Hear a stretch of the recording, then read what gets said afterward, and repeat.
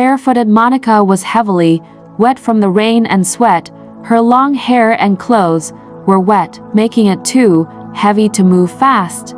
The skies were covered with dark clouds and heavy rain poured down drastically. Monica ran frantically and the ground she was treading was slippery caused by the heavy rainstorm.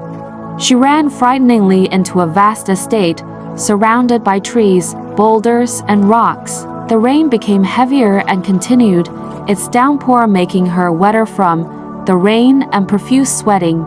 Slowly, blood dripped on her thighs and legs while limping quickly, holding her belly securely, and serious solid gasping exuded from her breathing.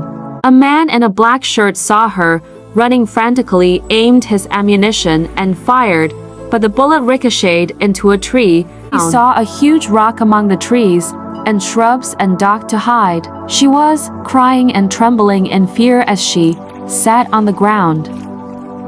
Monica slipped and stumbled as she ran, terrified and wounded, looking for a hiding place. More men in black suits tracked her down as they inspected the grounds for traces of her footprints. They failed though as the rainwater cascaded down the steep soil. Monica hid as she escaped, then saw a huge rock surrounded by more rocks and ducked to hide. She was crying and trembling in fear as she sat. "Please leave me alone. Spare me, I beg you." More blood was flowing from her thighs. She started feeling pain in her belly and wept quietly to avoid being heard by the men chasing her. Then the leader's voice echoed, "This is my property surrounded by fences, so it is impossible for that tramp to escape. Find her and leave no stones unturned. Don't come back until you find her." The leader, hiding in a mask, said his loud dark voice to Monica, making her clearly understand his threat. "Do you think you can run away from me, huh? There's no escape from this place. This is your forever prison." The leader laughed sardonically. "Wahahaha, wahaha."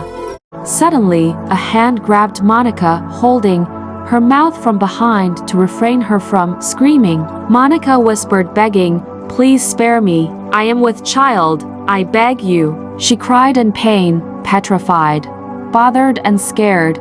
A shaking lady who was also with the man felt all three of them would be in trouble if found. Silence hovered them and later felt their surroundings. The man got out of their hiding place, ensuring the hunting men were gone. The three of them crept until they were out of the way from the hunters, then walked briskly but quietly until they found a right place.